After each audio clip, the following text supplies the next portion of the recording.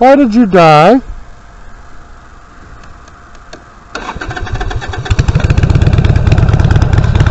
is.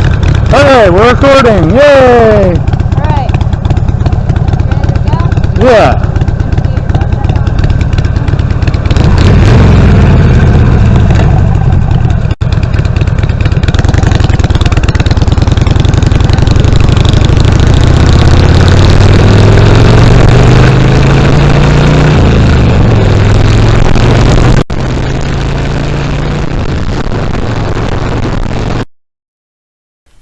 Good morning.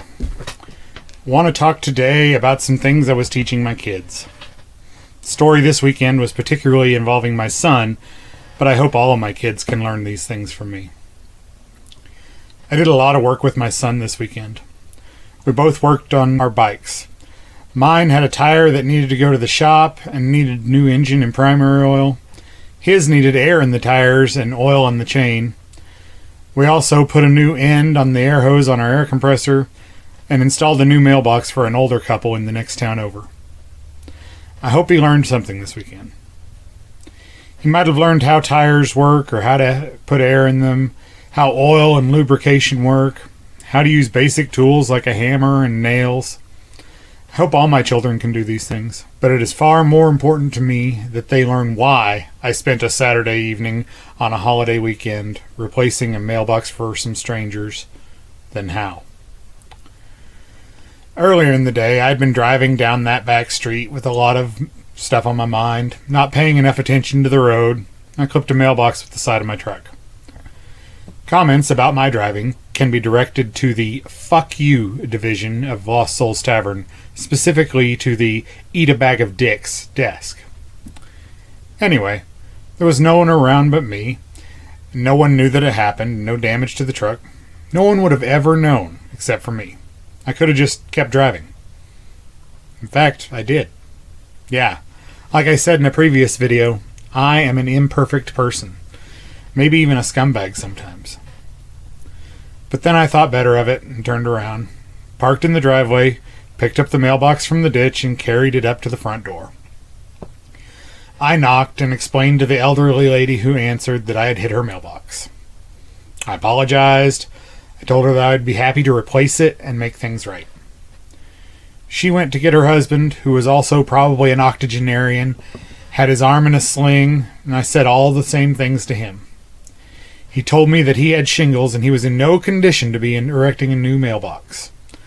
I think he was suspicious that I was being shady somehow and using this mailbox as a way to get in and scam them somehow, and that I wouldn't actually fix the damage I had done. I assured them that I would be back with a new mailbox and tools, and I would make things right. I apologized again and I left. So a few hours later, after a trip to the hardware store and picking up my son, I pulled back into the same driveway, pulled out some tools, and started installing a new mailbox, just like the old one. I took great care to replace it with the same mailbox from the store.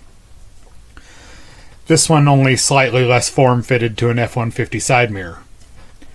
The gentleman of the house came out to inspect my work at one point and commented that I had bought exactly the same one, only the new one wasn't sun-bleached like the old one. We finished off our work and he shook my hand and thanked me, and I apologized again for the trouble I had caused, and we left.